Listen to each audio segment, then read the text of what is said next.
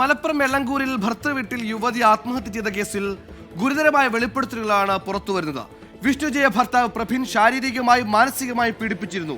വിഷ്ണുജയുടെ ഫോണും പ്രഭിന്റെ നിരീക്ഷണത്തിലായിരുന്നു. കേസിൽ ഭർത്താവ് പ്രഭിൻ റിമാൻഡിലാണ്. മഞ്ചേരി ജില്ലാ കോടതിയാണ് പ്രതിയെ 14 ദിവസത്തേക്ക് റിമാൻഡ് ചെയ്തത്. പ്രഭിനെതിരെ ഗുരുതര വെളിപ്പെടുത്തലുമായി മരിച്ച യുവതിയുടെ സുഹൃത്തും ഇന്ന് രംഗത്തു.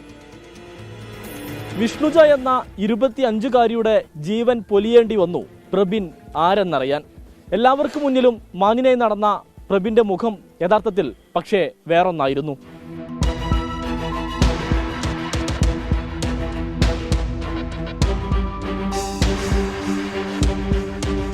നിനക്ക് മറ്റു പലരോട് ബന്ധമുണ്ടെന്നുള്ള രീതിയിൽ ഞാൻ പറയും, ഞാനത് പറഞ്ഞുണ്ടാക്കും, നിന്നെ സമാധാനത്തോടെ ജീവിക്കാൻ ഞാൻ അനുവദിക്കില്ല, ഈ രീതിയിൽ നിന്റെ ഫാമിലിയെ ഞാൻ നാണം കെടുത്തു, ഈ രീതിയിൽ അവൾ ഒരുപാട് ബ്ലാക്ക്മെയിൽ ചെയ്തിട്ടുണ്ട്.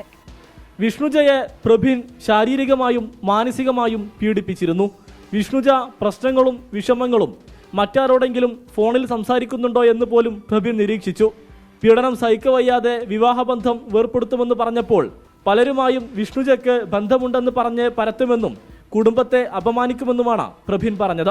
ഓളം മേലൊക്കെ ഇങ്ങനെ ചെറുതായി പാടൊക്കെ കണ്ട സമയത്ത് ഞങ്ങൾ അങ്ങനെ ചോദിച്ചിരുന്നു, എന്താ വിഷ്ണു എന്തൊക്കെ എന്നൊക്കെ ചോദിച്ചപ്പോൾ അവൾ പറഞ്ഞു, എന്താ ഇല്ല എടി അതൊന്നും കുഴപ്പമില്ല, ഞാൻ എന്താ അത് അത്ര പ്രശ്നമില്ല, അതൊക്കെ ഇപ്പോൾ എല്ലാ ഇതിലും ഉണ്ടാവണതല്ലേ, അങ്ങനത്തെ രീതിയിലാണ് പറയും. ഒക്കെ കൂളായിട്ട് നമ്മൾ എത്ര ഇതാക്കി പറഞ്ഞാലും ഞങ്ങളിപ്പോൾ എൻ്റെ വീട്ടിലേക്ക് വരും, എന്നെ കൊണ്ടുവരുമെന്ന് പറഞ്ഞാലേ ഇല്ല ഞാൻ എന്താ ഇതൊക്കെ ഞാൻ ഇതിനെ കൊണ്ട് സോൾവ് ആക്കാൻ കഴിയുന്ന കാര്യങ്ങളേ ഉള്ളൂ ഇതൊക്കെ.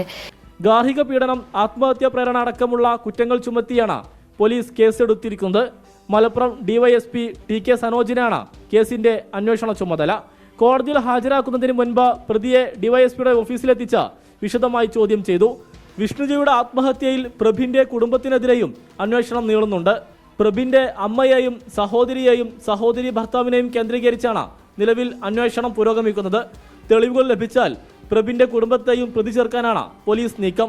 ഇതിനു മുൻപ് വിഷ്ണുജ ഒരു തവണ ആത്മഹത്യാ ശ്രമം നടത്തിയതാണ്. എന്നിട്ടും പ്രഭിന് ഒരു കുലുക്കവും ഉണ്ടായില്ല. ആരും ജാഗ്രത പാലിച്ചതുമില്ല. ഇത് അവസാനത്തേതാകട്ടെ എന്ന പ്രത്യാശ മാത്രം പോരാ, അവസാനത്തേത് ആകേണ്ടതുണ്ട്. ക്യാമറാമാൻ അബിദ് കല്ലായിക്കൊപ്പം സമീർ ബിൻ കരീം, 24 മലപ്പുറം.